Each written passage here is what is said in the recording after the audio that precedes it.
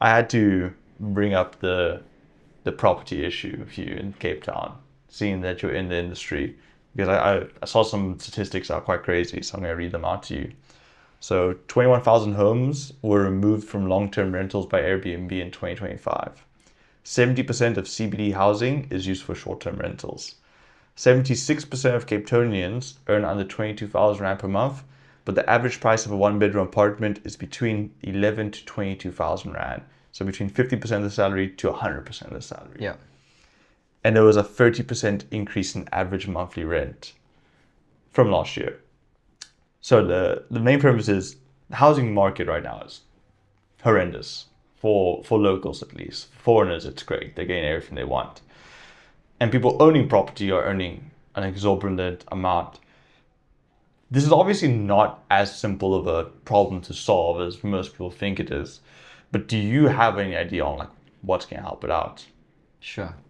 So it's a lot to unpack, and it isn't a simple answer at all. And for local South Africans, of course, it's putting a lot of pressure on the average household, and it has to change. And the market will change. Like all this pressure and all these conversations already. There's big conversations being done at the mayor's office and things like that to see how they can take on this challenge. So it's not going unnoticed. And one of the things that's being talked about is taxation being put on Airbnbs and for them to be run as commercial businesses, have the same kind of obligations as a hotel. So I've seen a lot of stuff on social media as of the last week or so that's indicating that that's going to happen. Interesting. I don't want to say outright that it has happened, but it seems like it's on the cusp.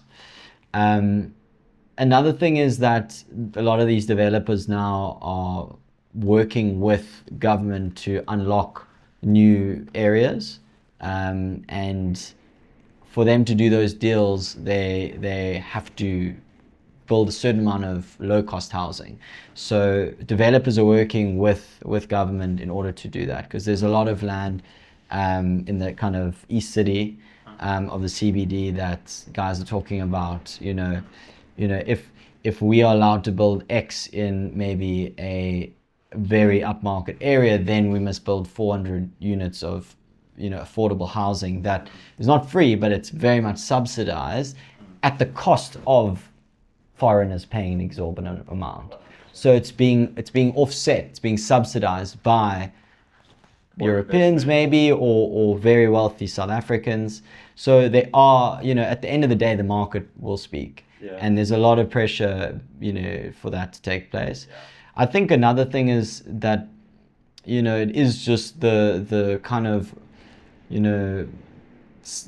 kind of reality of a very successful city. This is happening all over the world.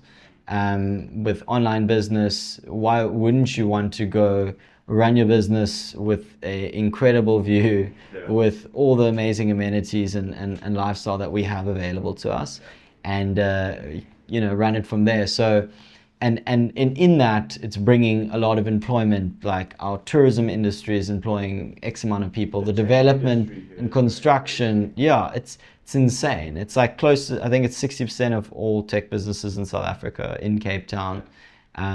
It's creating a lot of jobs.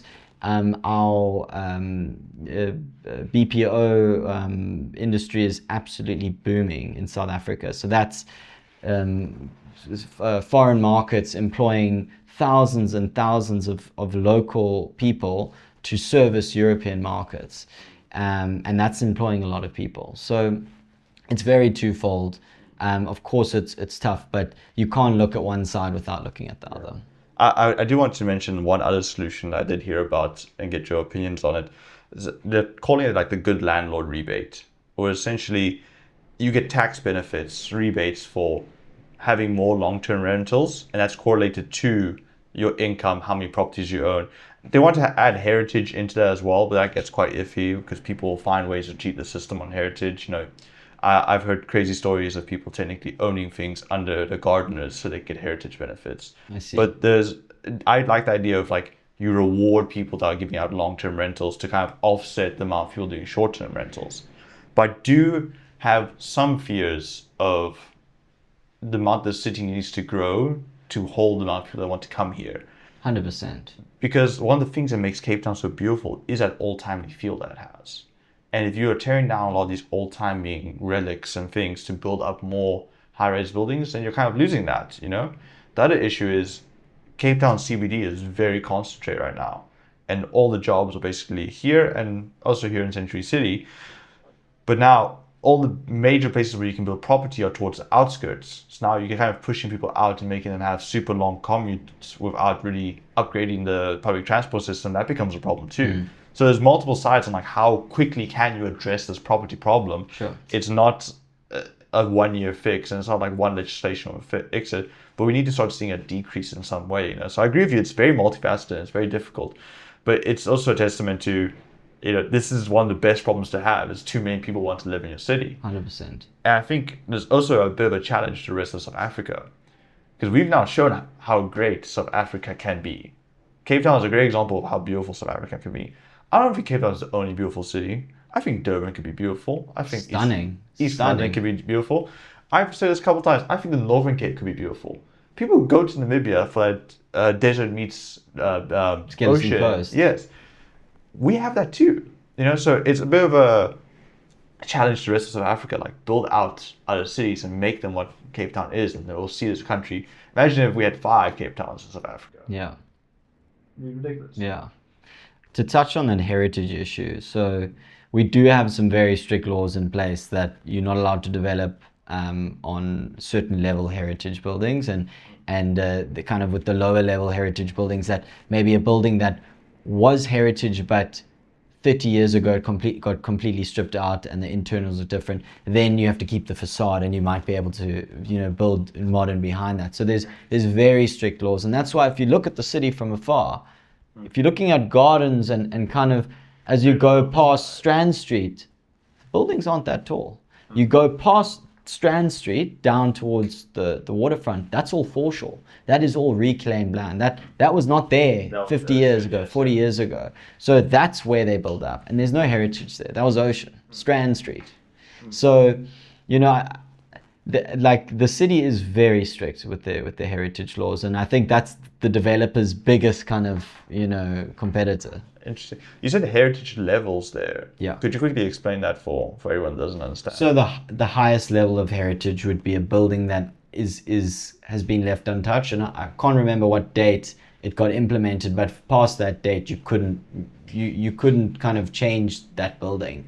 So, and then it kind of goes down if a building was redeveloped to some extent behind, like maybe the internals had been changed, or it might drop below a certain level of heritage. So it's already modern inside. It might be done in the 70s or the 90s or whatever, but it's not, you know, it's not heritage. It's not original. It's not 150 years old. So why would you have to keep that? Why would you make that building unusable? You know, why wouldn't you change the internals and maybe even build up? Does that only apply to like buildings, or is it also like iconic places like the Lobia, I believe it's called? Yeah, I mean that's also a heritage building, so you can't touch it. Untouched. Interesting. Untouched. That makes a lot of sense because there's I think it's Snookies. Okay. There in Yeah. Seapoint, it's been like 1979. It's an old-looking building, and I've always Is wondered. that the one by the engine? I can't remember. I think it's on. I'm terrible with road names. You'll hate me. Okay, on the main road? The road that Brash is on. I can't remember. Yes, Regent. Regent. It's on Regent, I believe. But there's another, like in Woodstock, there was a super old building that's just not occupied. And my brother wondered, like, why is no one buying this? Like, this is prime property right here. And it's probably because of that. Like, it's so old that you're not allowed to reclaim it. Yeah. Yeah. Also, there's certain, you know, requirements that a business might have. So in a heritage old building, you can't build the HVAC system, which is basically your air conditioning and fresh air systems, to service that amount of people. So the building now won't be able to keep that many people. So it's not an efficient building. You might be paying still the same rate per square as a landlord, but as a tenant, but you're not getting much out. So a modern building has a lot higher efficiency rate in terms of how many people you can have in there safely, and all the fire exits have to be a certain width, and so there's a lot that goes into kind of safety of people. And in order to allow employment and allow that many people to have jobs, you need a modern building to allow that many people in a building. So that's also something that people don't think about. I think city planning is way more tough than people give it credit for. Yeah. Maybe just like to end this off, do you want to give like your take on what's like the most beautiful, maybe one old timely building and one new timely building in Cape Town? Like, what are your two favorites? I actually really like the Ritz in Sea Point. So it's the old Ritz Hotel. Oh, they're by the train station. That one. No. It's as you come into Sea Point, it's actually technically 3 Anchor Bay. Super tall building with a kind of spaceship-looking disc at the top, and it had a rotating floor, and that was the Ritz Hotel. And there's like a beautiful story of Mandela who had a dinner there, and he would like host like some super high the kind of influence people, and he'd sit there and overlook Robben Island and say, oh wow, that's my view. I remember hearing something about the Ritz in the news recently. Isn't it been sold now? It's been recently purchased, yeah, in the last 6 months or so. I don't know what the plans are, but it's actually quite a big earth size. So there's a very tall section, and then the front leads all the way down to the main road, and it's like looks completely derelict. But it's just got so much character for me. It's also during the time in the 70s where you could build. There was like a short period where one of the politicians was a little bit shady and allowed developers to build above a certain height. So it's like completely like sticking out. Isn't that where the Tampon Towers also came from? Yes. Then there's the big building in Muizenberg as well. As you come in, it's way higher than the others. I haven't been to Muizenberg enough. I need to go down there more often. But you'll see it sticking out. For like new architecture stuff?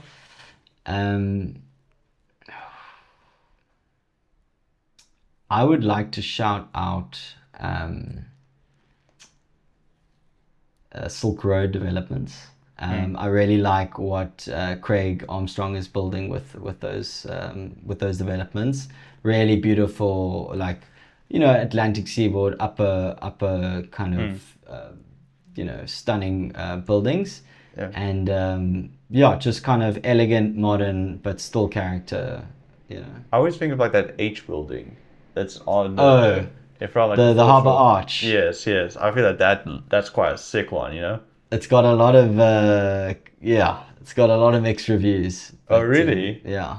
I haven't heard any of the reviews. There's also that super nice what's that one consulting firm as you're like taking the corner going to Sea Point or to Green Point. Signia. Yeah, that's also quite. I love those old like steampunk. Yes, like the Waterkant era. Yes. Okay. Hey guys, hope you enjoyed that clip from the interview of Augu. If you want to come onto the podcast, remember all are welcome. Just fill in the form in the description, and we'll see if we can have you on. If you want to watch the full podcast, click on the link here. If you want to watch anything else from the channel, click on the link here.